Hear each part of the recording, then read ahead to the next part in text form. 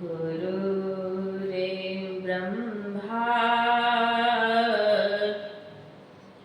गुरुर्विष्णुः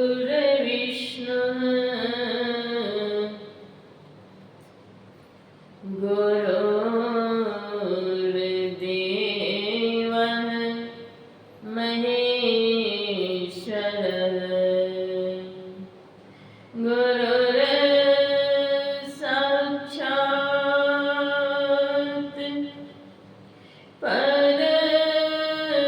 परब्रह्म तस्मै श्री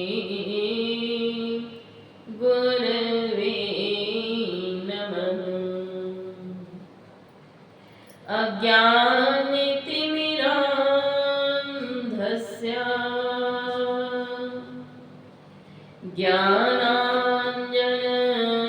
ज्ञानाञ्जनशलाकया चक्षुरुन्मीलितं येन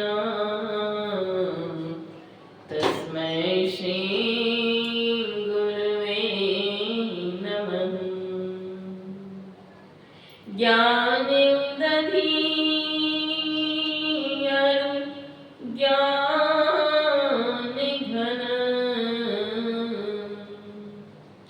सद्गुरु शंकर रूप नमो नमो बारही सकल सुपूजन हो। धन्य धन्य सद्गुरु सुखद महिमा कहीं न जाए।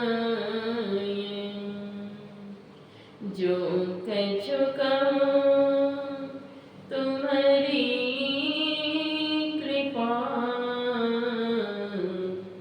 मोती कछु न बसाए। जो कछु कहूँ तुम्हारी कृपा मोती कछु न बसाए। श्री सद्गुरु महाराज की जय।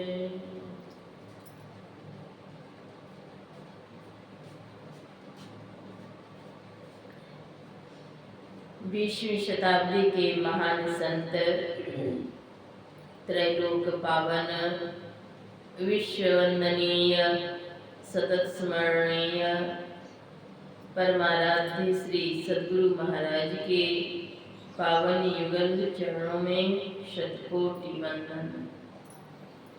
पूज्यपाद गुरुदेव महर्षि संत सेवी ब्रह्मश्री महाराज के पावन चरणों में सादर कोटि वंदन।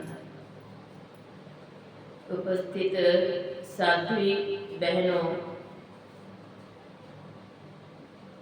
एवं धर्मशीला भक्तिमती माताओं एवं बहनों, सबों का हार्दिक अभिनंदन। महर्षि में ही ज्ञान योग ब्रह्मचारिणी आश्रम में संतमत साधिका साधना शिविर का आज दूसरा दिन है।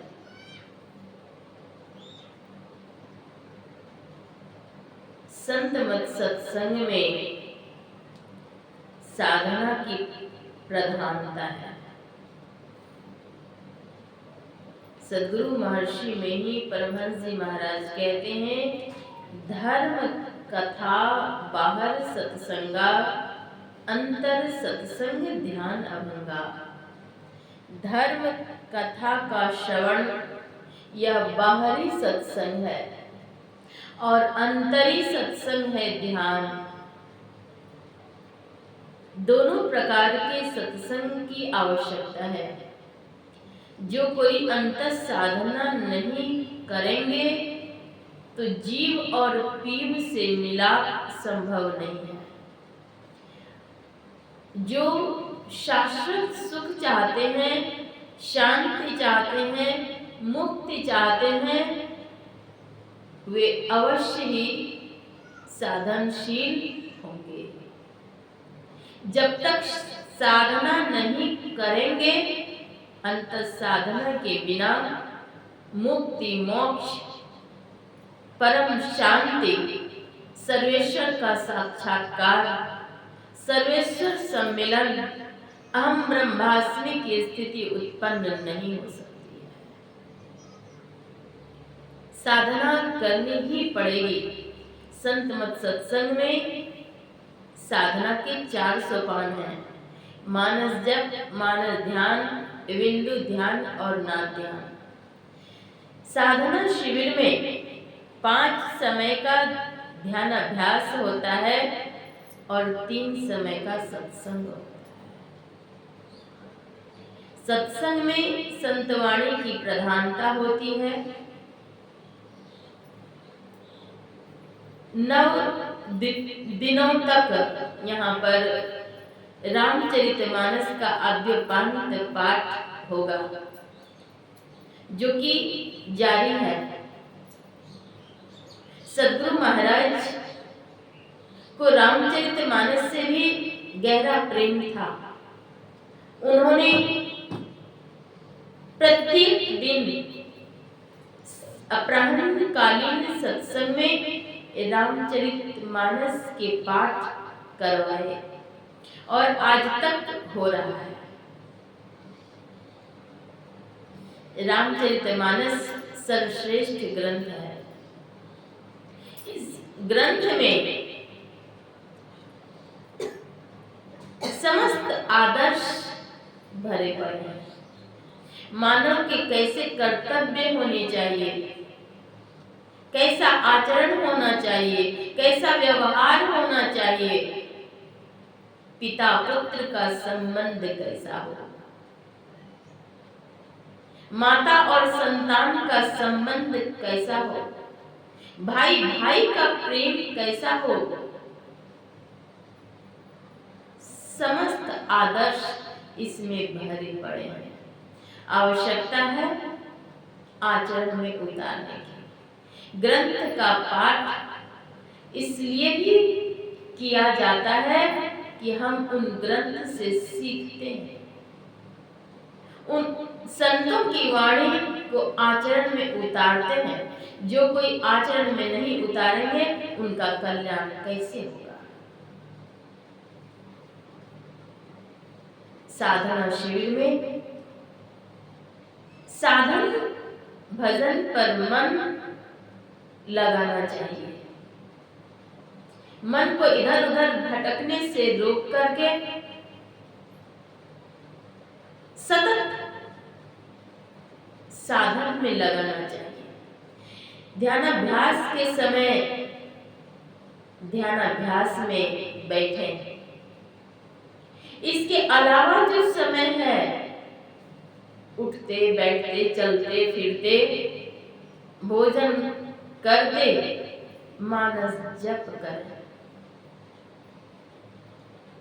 उसी वातावरण में अपने को रखें, तब और उन्नति होगी। जब तक साधना नहीं करेंगे, तब तक कल्याण नहीं होगा।